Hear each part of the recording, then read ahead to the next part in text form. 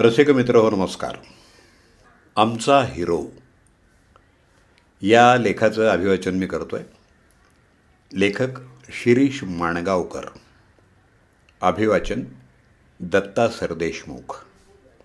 आमचा hero.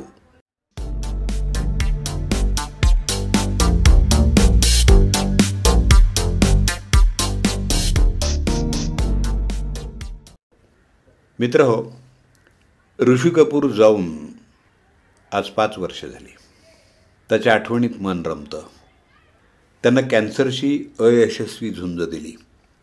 Lockdown काळात दारूची दुकानं उघडी ठेवावीत असं ट्विट केल्यामुळं तो एकदम प्रसिद्धीच्या झोतात आला आणि नंतर तो गेल्याची बातमी आली. मन विषण्ण झालं. तो गेला आणि मला मीच म्हातारा झाल्याची जाणीव झाली.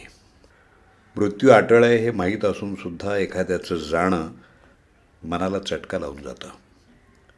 त्यातून ऋषी कपूर हा आमच्या पिढीचा हिरो होता. मॅटिनीला जुने सिनेमा पाहून वेडावलो होतो. त्यातले सगळेच कलाकार भारी वाटायचे. ते चित्रपट मोठे होते यात शंका नाही. त्यातले नायक नायिका आवडायच्या. चांगलं कथानक, त्याला अनुरूप कलाकार, उत्कृष्ट दिग्दर्शन, बहारदार संगीत असा तो थाट असायचा. ते सगळं आवडायचं. परंतु नायकाच्या ठिकाणी स्वतः ही कल्पनाच करता येत नव्हती. ज्यामध्ये स्वतःला पाहता येईल, ज्याच्यासारखं आपण असावं, किमान त्याच्यासारखं दिसावं तरी असं वाटायला लावणारा हिंदी चित्रपटाचा पहिला आमचा हिरो होता ऋषी कपूर. बॉबीमधून तो आला आणि मी झपाटून गेलो. कारण त्यावेळी माझं वय देखील जवळपास तेवढंच होतं. तसं ते नवाळीचं काय म्हणतात ना, तसं वय. त्याच्यासारखी आपलीही प्रेम कहाणी असावी, आपल्यालासुद्धा डिंपल भेटावी आणि ऋषी कपूरसारखं आपण ही राजदूतच्या नवीन बाईकवरून तिला फिरवावं असं वाटायचं. ऋषीनं घातलेल्या एका शर्टसारखा शर्ट अनेक तडजोडी करून घरच्यांच्याकडून मिळवला. ऋषीनं बाईकवर घातलेला गॉगल मिळवण्यासाठी मात्र भरपूर मार खाल्ला.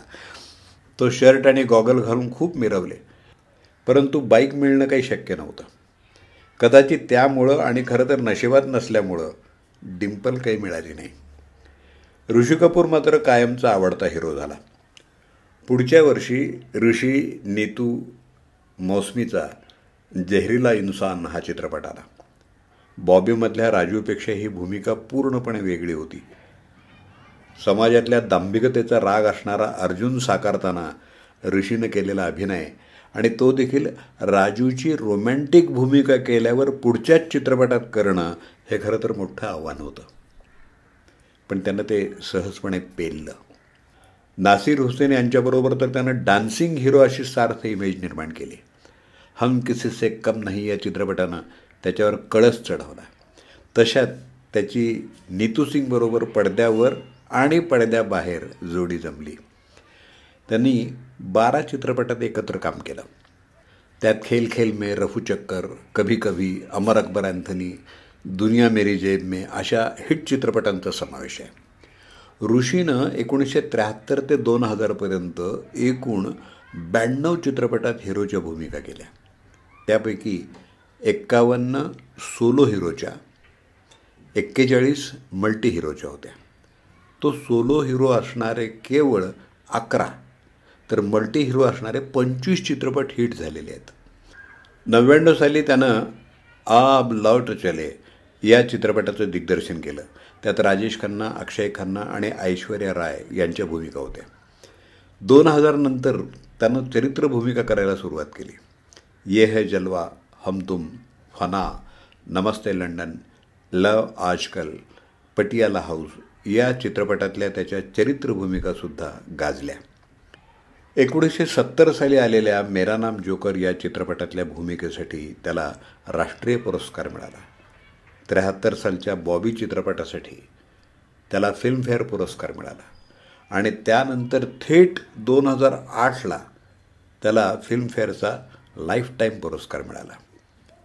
बऱ्याच वर्षांनी पत्नी नीतू सिंगबरोबर केलेल्या 2 दूनी 4 या चित्रपटासाठी त्याला बेस्ट ॲक्टर हा फिल्मफेअर क्रिटिक, तर 2017ला कपूर अँड सन्ससाठी सहाय्यक अभिनेता म्हणून फिल्मफेअर पुरस्कार मिळाला. 2012मध्ये आलेल्या अग्निपथ या चित्रपटातला त्यानं साकारलेला रौफ लाला पाहून थरकाप उडाला. हा चित्रपट न पाहिलेल्या कुणालाही ऋषीनं असा काही अभिनय केला आहे हे सांगून सुद्धा पटणार नाही. त्यानं खलनायक साकारलाय हे अगोदर पटलंच नाही. प्रत्यक्ष चित्रपट पाहताना त्याचा रौफ लाला आपल्या अंगावर येतो. पुढच्या वर्षी आलेल्या डी-डे चित्रपटात त्यानं डॉनची भूमिका करून आपल्यातल्या अभिनय ताकदीचं दर्शन घडवलं. 2018ला आलेल्या 102 नॉट आऊट या धमाल चित्रपटातला त्याचा बहारदार अभिनय कधीही विसरता येणार नाही. वयाच्या 75व्या वर्षी जगण्याची सगळी उमेद गमावलेला, दररोज डॉक्टरांकडे जाणारा, नैराश्यात जगणारा अशा बाबूलालची भूमिका त्यांना अप्रतिम केली आहे. आपल्या 102 वर्षाच्या बापाचं रसरसून जीवन जगणं त्याला सहन होत नाही. आपला बाप आपल्याला वृद्धाश्रमात टाकणार म्हटल्यावर बापाच्या त्याला न पटणाऱ्या अटी मान्य करून तो पुन्हा जीवन कसं आनंदात जगायचं हे शिकत असतानाचा ऋषीचा अभिनय आपल्याला सुखावून जातो. मित्रहो, आमच्या पिढीचा रोमॅन्टिक हिरो ते बाबूलाल असा विविध वळणांचा अभिनय प्रवास करणारा ऋषी कपूर कधीही परत न येणाऱ्या दूरच्या विश्वात निघून गेला. तो जरी आज आपल्यात नसला तरी त्याचे चित्रपट कायम आपलं मनोरंजन करत राहतील यात शंका नाही.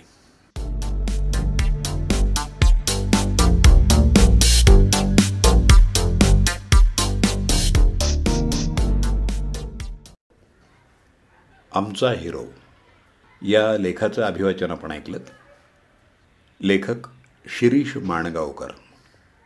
त्यांचा मोबाईल नंबर 9881991751. अभिवाचन दत्ता सरदेशमुख. 8329730186.